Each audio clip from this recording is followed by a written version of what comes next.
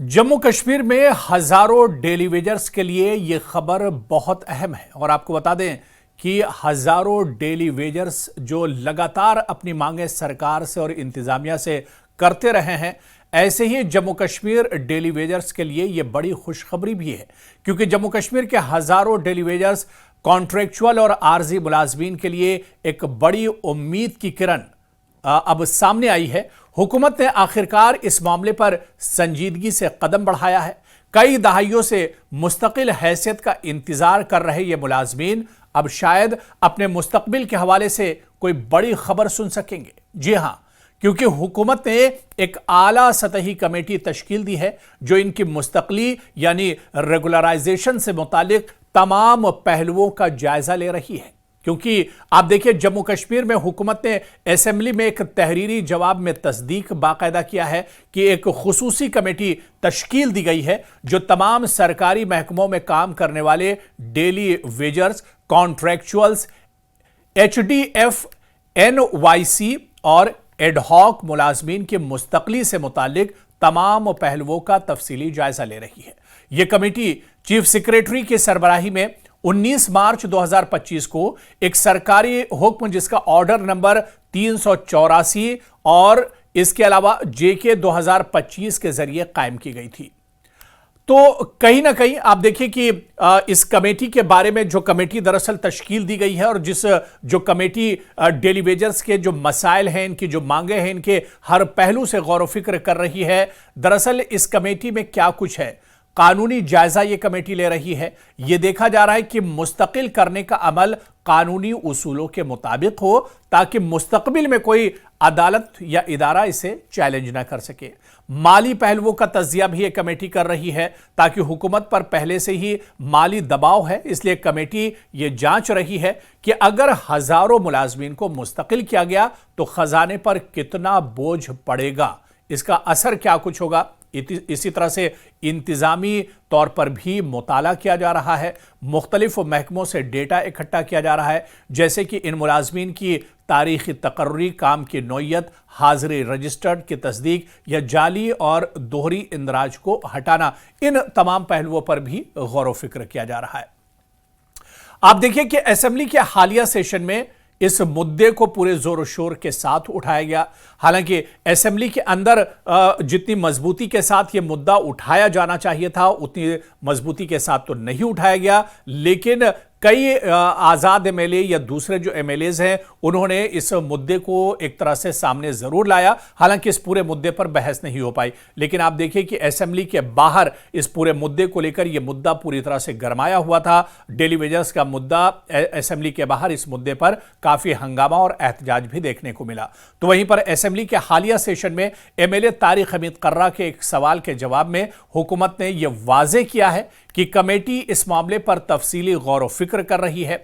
हुकूमत कमेटी की सिफारिशात मौसूल होने के बाद कानूनी ज़ाब्तों, माली हालत और कवायद के मुताबिक कोई बड़ा फैसला करेगी।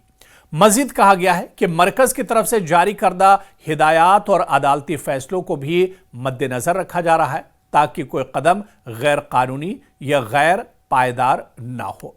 हालांकि आप देखिए कि अभी कोई हतमी तारीख इस पर तय नहीं की गई है कि इस पर ऐलान कब होता है, अमल कब किया जाएगा, या इसकी शुरुआत कब होगी। क्योंकि आपको याद होगा कि एक साल पहले जब जम्मू कश्मीर में उमर अब्दुल्ला की नेशनल कॉन्फ्रेंस की सरकार बनी थी, तो उस सरकार की जो पहली काबीना की मीटिंग हुई थी, उस मीटिंग में ही सबसे बड़ा जो फैसला किया गया था वो यही किया गया था कि डेली वेजर्स को मुस्तकिल करने के लिए एक कमेटी बनाई गई थी। ये कमेटी तमाम तरफ पहलुओं पर और तमाम एंगल से जांच पड़ताल कर रही है। जो मांगे डेली वेजर्स की हैं और जितना पुराना ये मुद्दा है उसे देखते हुए एक कमेटी तश्कील दी गई थी।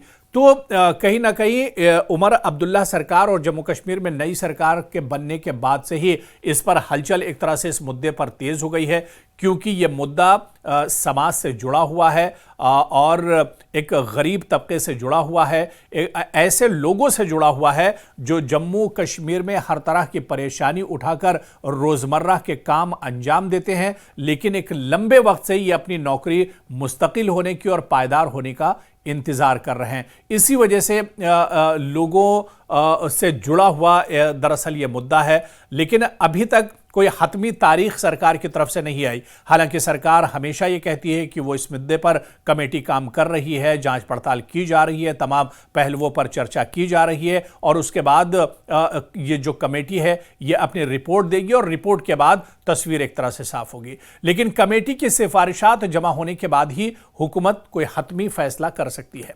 हुकूमती जराये का कहना है कि डेटा वेरिफिकेशन का अमल तकरीबन मुकम्मल होने को है और अगर सब कुछ तयशुदा टाइमलाइन के मुताबिक चला तो आइंदा बजट या माली साल में पहला मरहला शुरू हो सकता है, जो सिफारिशात इस कमेटी के जरिए की जाएंगी।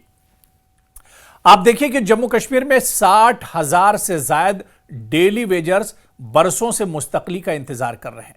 कई हुकूमतों ने वादे किए, कभी फाइलें बनी, कभी कमेटियां, लेकिन नतीजा वही निकला, इंतजार।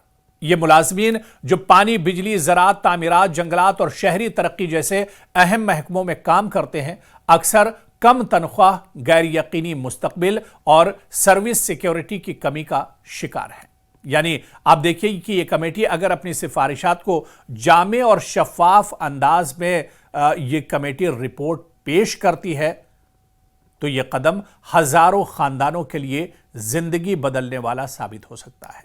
ताहम अगर यह अमल सिर्फ एक और फाइल या वादा बनकर रह गया तो जम्मू कश्मीर के डेली वेजर्स के लिए यह एक और अधूरा ख्वाब साबित होगा। और आप देखिए कि जो बरसों से काम करते रहे हैं, बस उनकी एक ही मांग है कि नौकरी तो हमारी है, बस कागज पर लिख दो कि हम भी मुस्तकिल हैं। यानी जो एक पुरानी डिमांड है, जो एक पुरानी मांग है और आप देखिए कि एक लंबे वक्त से ये इंतजार कर रहे हैं। कोई 30 साल से, कोई 20 साल से, कोई 10 साल से इस बात का इंतजार कर रहा है कि कब वो दिन आएगा, कब वो लम्हा आएगा जब उनके कानों में ये आवाज आएगी कि आपकी मेहनत एक तरह से रंग लाई और आपकी जो नौकरी है वो मुस्तकिल कर दी गई है और अब आप एक तरह से परमानेंट मुलाजिम हो गए हैं। दरअसल ये 60,000 खानदानों से 60,000 जो मुलाजमीन हैं उनसे जुड़ा हुआ मुद्दा है। और ये सिर्फ 60,000 ही नहीं बल्कि बहुत से ऐसे हैं जिनकी एज एक तरह से पूरी हो चुकी है, जो इस मांग को उठाते उठाते एक तरह से बूढ़े हो गए, बुजुर्ग हो गए, उनकी जिंदगियां एक तरह से निकल चुकी हैं। बहुत से तो एक तरह से मर भी चुके हैं, बहुत से लोग इंतजार करते करते। लेकिन क्या अब जब सरकार की यकीन दहानी है, क्या यह मसला आने वाले दिनों में हल होगा? क्योंकि सरकार भी सिर्फ वादे किए हैं, सरकार ने इसका कोई टाइम फ्रेम या कोई वक्त नहीं बताया है। इस वजह से क्या सरकार पे भरोसा किया जा सकता है? क्या जो मौजूदा सरकार है इस बड़े और अहम मसले को हल करेगी? यह देखना भी बहुत अहम होगा।